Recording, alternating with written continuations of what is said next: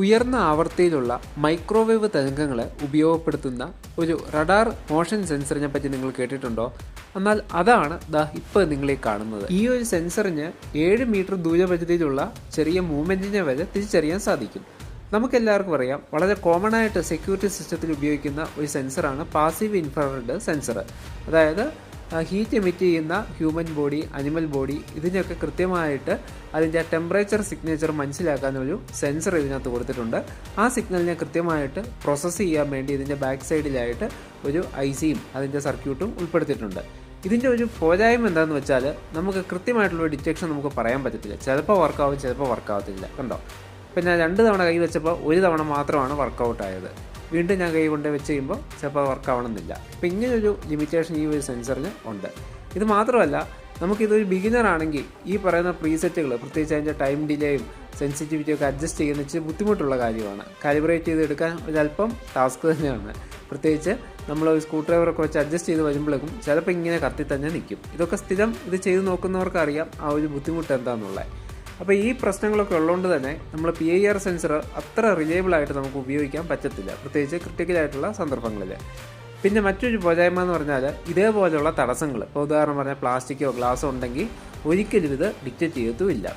അപ്പോൾ ഗ്ലാസിൻ്റെ അപ്പുറത്തേക്കുള്ള ഒരു മൂവ്മെൻറ്റിനെ ഡിക്റ്റേറ്റ് ചെയ്യുന്നത് വളരെ വിരളമായിട്ടാണ്. പ്ലാസ്റ്റിക് ആണെങ്കിൽ ഒട്ടുമേ പറയണ്ട, എടുത്ത് മാറ്റിയെങ്കിൽ മാത്രമേ ഡിറ്റക്ഷൻ നടക്കത്തുള്ളൂ.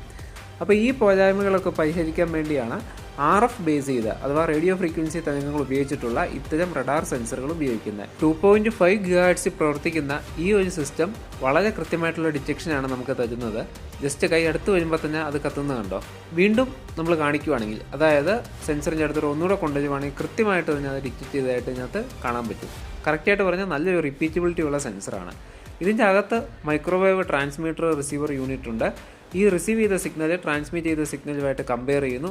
അതിനുശേഷം എന്തെങ്കിലും ഒബ്ജക്റ്റ് മൂവ്മെൻറ്റ് ഉണ്ടെങ്കിൽ ഡോപ്ലർ ഷിഫ്റ്റിനെ ഡിക്റ്റേറ്റ് ചെയ്ത് ആ സിഗ്നലിനെ ഡിമോഡുലേറ്റ് ചെയ്ത് ആംപ്ലിഫൈ ചെയ്ത് ഒരു ത്രെഷോൾഡിന് മേളിലാണെങ്കിൽ കമ്പയർ ചെയ്ത് ഒരു ഡിസിഷൻ എടുത്തിട്ടാണ് ഔട്ട്പുട്ട് വരുന്നത്. ഇത്രയും ചെറിയ സാധനത്തിനകത്ത് ഇത്രയധികം യൂണിറ്റുകൾ അടങ്ങിയിട്ടുണ്ടെന്നുള്ളതാണ് വാസ്തവം.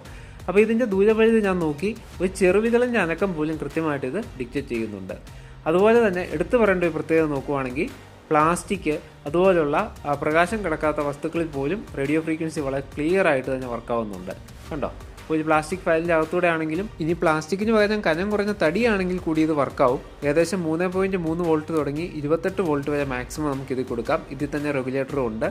പിന്നെ PIR സെൻസറിനെ അപേക്ഷിച്ച് നോക്കുമ്പോൾ വളരെയധികം ഒതുക്കമുള്ളതാണ്, വിലയും കുറവാണ്, പുറത്തേക്ക് തള്ളി നിൽക്കുന്ന സ്ട്രക്ചറുമല്ല. അപ്പോൾ ഇതുപോലുള്ള നല്ല നല്ല ഇലക്ട്രോണിക് സർക്യൂട്ടുകളിലെ അറിവുകൾ ഇഷ്ടമാണെങ്കിൽ ലൈക്ക് ചെയ്ത് സബ്സ്ക്രൈബ് ചെയ്ത് കൂടെ കുടിക്കോളൂ.